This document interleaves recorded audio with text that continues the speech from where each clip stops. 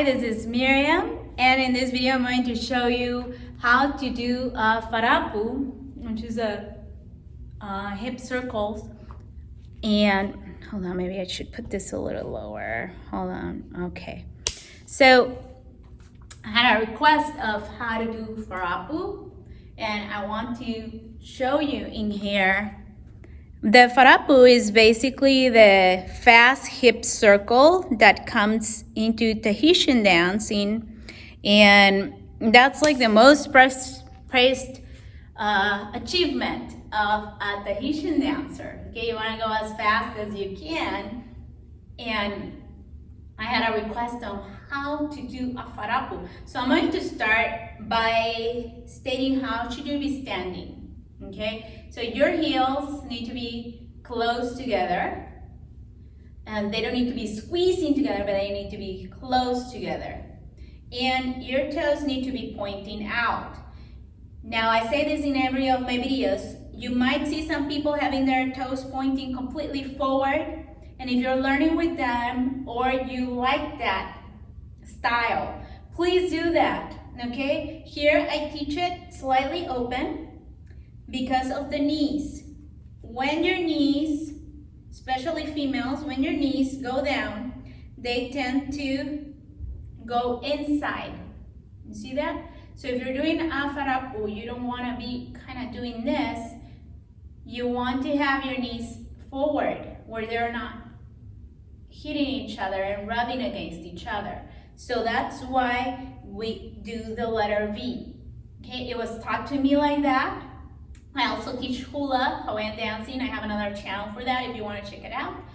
And that's how I teach it. I also teach yoga and also have another channel for that. But all those things that I'm telling you is because of the alignment that I have learned in those other things that I teach along my teaching journey. Okay, so that's what works best for me. But again, you can do what you want. If you're learning from me, I recommend your toes out, okay? So that is how you stand.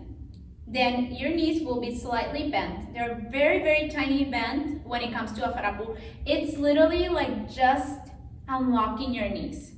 You're not bending deep. This is for tumami.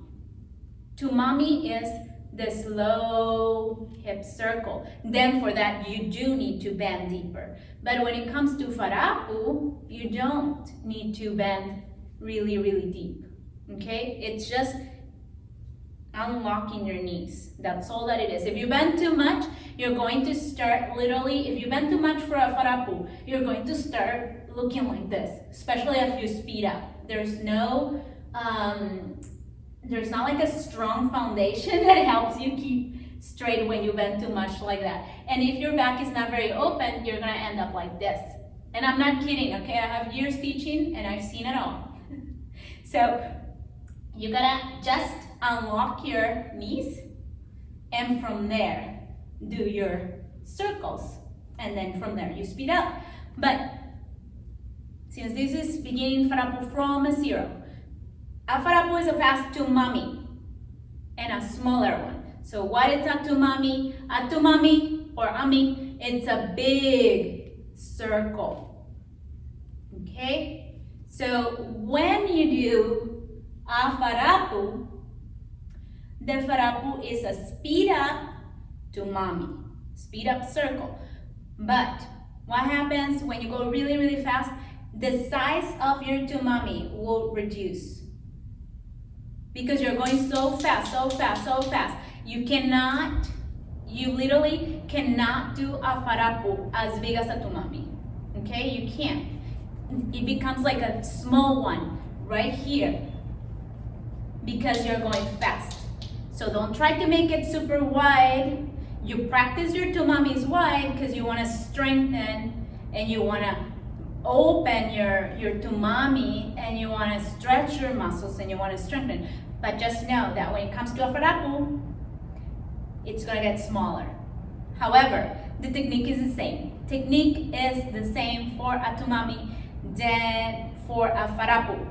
And what do I mean with this is that all the areas which we're just gonna divide them in 4 right now, okay? Side, side, side, front, back, okay? All your areas in your core are going to be engaged in a tumami and in a faarapu. They are, okay? It doesn't matter. So if you're doing faarapu, the way to know that you're doing it right, you're gonna feel it in your abs, you're gonna feel it on your back. Same as a tumami, okay? Why am I saying this? Because I have had students that only focus on the back and they don't engage their abs, and they do a faarapu back here, and that's how it looks. And they're always kind of bouncing like this, and it ends up looking, when they're trying to go super fast, it ends up looking almost like a shaky thing, okay? Because they're not completing the circle. They're only working on back, back, back. You have to bring it forward too. So again, same thing as a tumami. So let's start with a tumami, that way you can understand the faarapu. You need to feel the weight on your body. And this is very broken down for people that do not know how to do a tumami, okay? This video was requested, so I'm explaining from zero.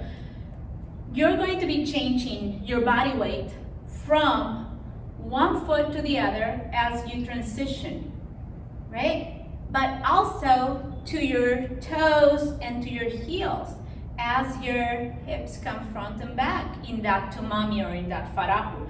Now, this happens kind of fast, especially on the faarapu, so you're not really gonna feel it, but I just want you to know it so that you understand what's happening with your body dynamics and your muscles. That way you can use them properly for a kick-ass faarapu.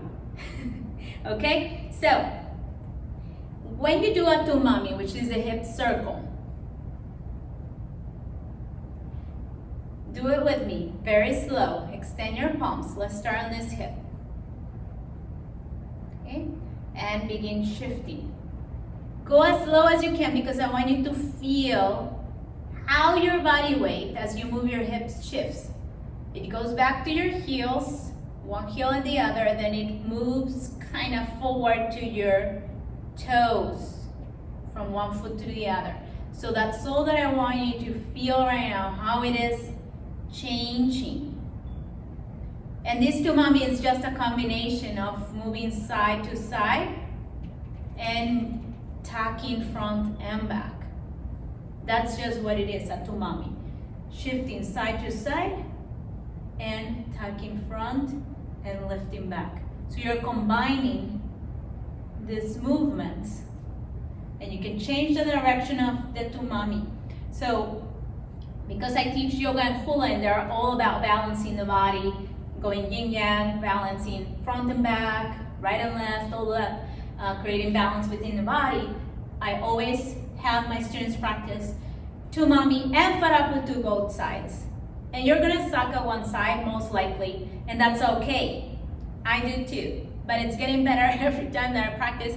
And regardless if it's getting better, I always go to the best faarapu side that I have, because I feel more confident dancing with that. However, I know it's good for my muscles and the brain coordination and whatever to do both sides, okay? So make sure that you do both all the time.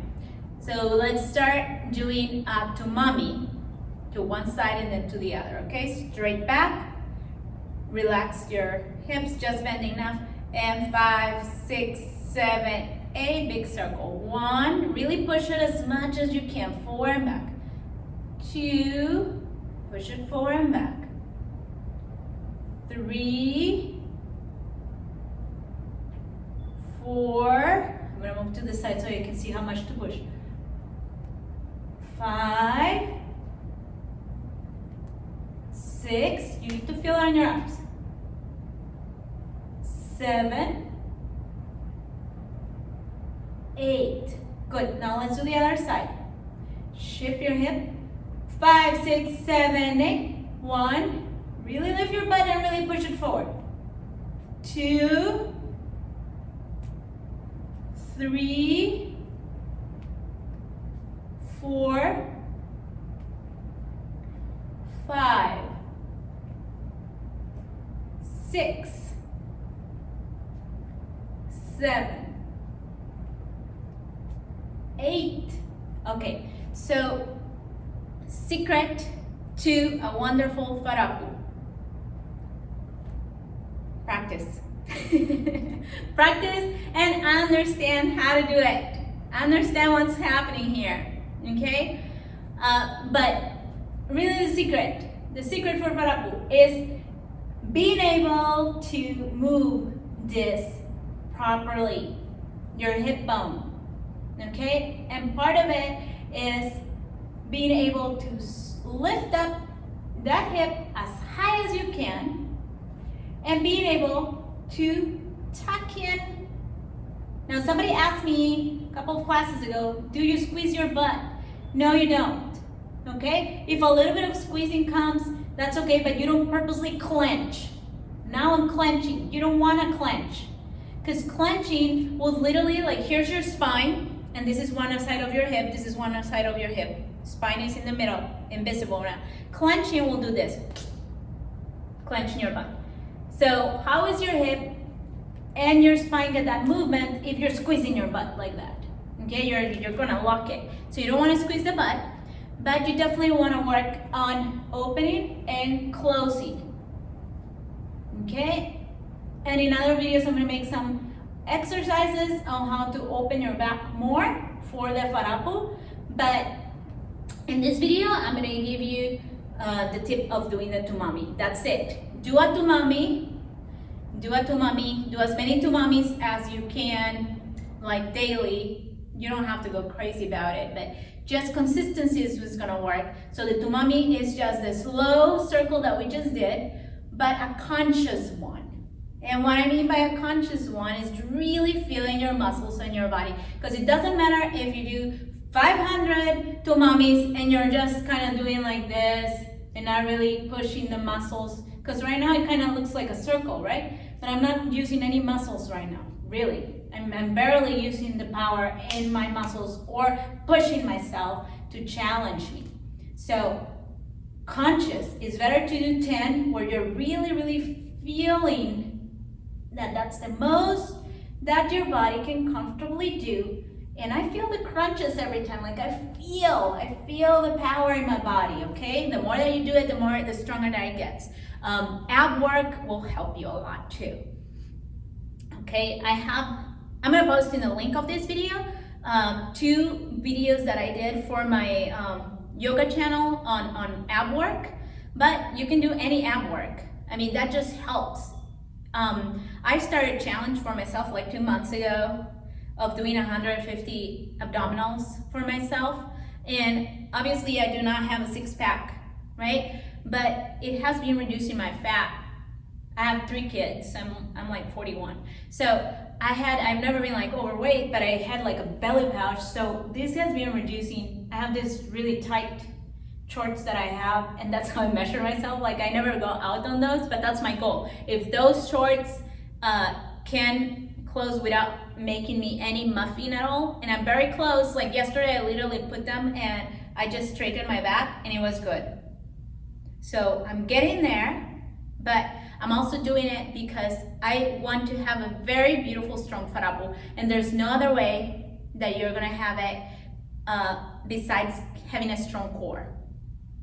I'm not saying you need a 6-pack. You can still have like belly fat in it and have a beautiful faarapu, because I've seen women of all sizes having gorgeous faarapus, but they all have strong cores. They all have the strong cores. There's no way you're moving your hips in that beautiful, perfect shape without having strong muscles. Okay, so you have to strengthen them. You have to open your spine. You have to learn to tuck, and you have to be strong. That's how your faarapu gets good. Okay, now with that said, with the tumamis and whatever explanations that I've said right now, a faarapu is just a fast tumami. But now you do it with your legs closed. I have seen faarapus like with your legs open, you know. They're not necessarily my favorite. I don't use them a lot in my dances, but you can practice like that too. However, you don't want to be moving your torso here at all, meaning you don't want to be like doing something like this. So you gotta make sure that you learn how to isolate here and be patient with yourself. Okay, but that's what it is. It's a speed up to mommy that becomes smaller because you have to go faster, faster, faster, faster, faster. So how do you do that? You start doing it as slow as you can, that you're still feeling your muscles. And from there, you try to see if you can go faster and still feel the same. Because you don't want to go into the mistake that I told you, where you're just kind of doing something like this, but it's still not a good faarapu. Like right now, I'm not engaging, I'm just kind of shaking. And this is what a lot of people do. It's kind of like just shaking. You gotta feel this. And the only way to learn is to practice and to really feel that. Like with the slow to mummies that I told you, feel when the weight is shifting. Feel which muscle is engaging. And that's the same when you start doing your faarapu, you gotta make sure that it's coming forward and it's going back. It's going into both. Both. Now, to start doing a good faarapu from the beginning, or correct the one or perfect the one that you're already doing, keep your arms completely straight to the sides or completely above here, or behind your back with elbows back, or like this. Why? Because what you're doing is to open your shoulder blades here. I don't know if you can see it on my video, but if you open your shoulder blades, bringing them up,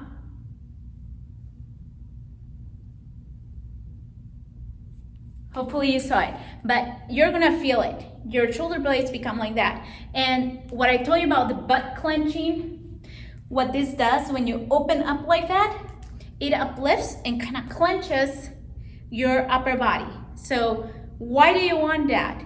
Because the more that you learn to separate this from this, the cleaner your faarapu is going to be. So what do I mean by that?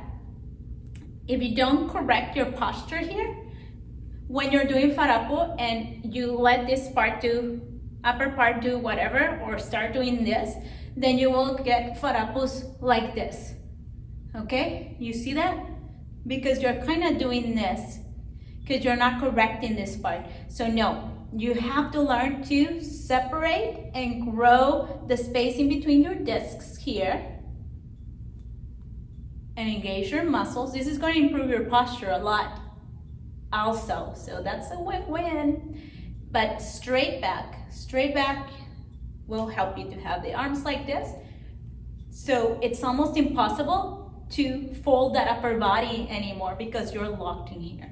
So that will really force you to be working on that back and forth, back and forth, back and forth. Either if you want your palms up here or whatever, but you keep them so that you still feeling your upper body straight, okay? So those are my tips today for how to do faarapu and how to have a strong, good foundation for it. If you want to learn online choreography from me, I just started a Patreon. So I have posted some videos there of belly dance. You can start at, it's like $18 a month. And I posted videos of hula, if you're interested in those too. And very soon I'm gonna start putting videos of Tahitian. So what's the difference there? You're gonna learn choreography. I'm going to teach you from the choreographies that I have created. I do aparimas and oteas, and I will share like in-depth tips and whatever else, okay? So you can go ahead and check the Patreon or come back in the future, but I thought I'll throw it out there and have you people see it, okay? Also, if you have any questions regarding this video, please comment below, or if you liked it, if you enjoyed it, things that were helpful for you, so I can know that I'm giving my message across and that it's getting understood in the way that I want to, okay? I'm here to help you be a wonderful, amazing Tahitian dancer, okay? Bye, see you in the next video.